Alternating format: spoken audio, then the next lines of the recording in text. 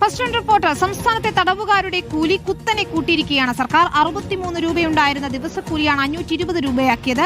8 വർഷത്തിന് ശേഷമുള്ള കൂലി പരിഷ്കരണത്തിന്റെ ഉത്തരവിന്റെ പകർപ്പ് റിപ്പോർട്ടും ലഭിച്ചു. തടവുകാരുടെ കുടുംബത്തിന്റെ സാമ്പത്തിക സുരക്ഷിതത്വത്തിനൊപ്പം അവരുടെ അന്തസ്സും പ്രധാനമാണെന്നാണ് ഉത്തരവിൽ പറയുന്നത്. ഇത്തരത്തിലുള്ള കാര്യങ്ങൾ കണ്ടാൽ അതിനെതിരെ പ്രതികരിക്കുകയും ചെയ്യും. സ്വന്തം പാർട്ടി പ്രതിദാനം ചെയ്യുന്ന സർക്കാരാണെന്ന് വെച്ച് മിണ്ടാതിരിക്കാനൊന്നും പറ്റില്ല. കോടതി പറഞ്ഞതനുസരിച്ച് ശമ്പളം കൂട്ടിക്കൊടുക്കാനേ പറഞ്ഞിട്ടുള്ളൂ. പക്ഷെ അത് 10 ഇരട്ടിയോളം കൂട്ടിക്കൊടുക്കണമെന്നൊന്നും എവിടെയും പറഞ്ഞിട്ടില്ല. ഈ കുറ്റവാളികൾ എന്ന് പറയുന്നത് ആരാണ്? കൊടും കുറ്റങ്ങൾ ചെയ്തിട്ട് തക്കതായ ശിക്ഷ പോലും കിട്ടാതെ സുഖവാസത്തിന് ജയിലിലേക്ക് പോയ ആളുകളാണ്. നാട്ടിലുള്ള പാവപ്പെട്ട ചെറുപ്പക്കാരും അതുപോലെ തൊഴിലുറപ്പുകാരുമാണ് ശരിക്കും ജയിൽ ജീവിതത്തോടെ അനുഭവിക്കുന്നത്. പണിയോ മര്യാദക്കില്ല, ഉള്ള പണിക്ക് കൂലിയില്ല. ഇനി ബിസിനസ്സുകാരുടെ അവസ്ഥ എടുത്താലോ, എല്ലാ സാധനത്തിനും കുത്തനെ വില കൂടിയ ഒരു കാലഘട്ടത്തിലൂടെയാണ് കടന്നു പോകുന്നത്. കിട്ടുന്ന ലാഭം എണ്ണി നോക്കുമ്പോൾ ലാഭത്തിനപ്പുറം നഷ്ടങ്ങളാണ് വന്നുകൊണ്ടിരിക്കുന്നത്.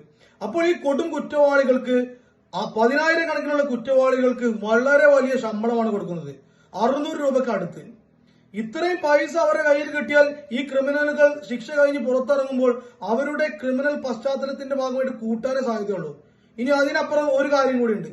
ഇവിടെ കൊള്ളകൾ കൂടുതലായിട്ട് നടക്കും. കാരണം എന്താ?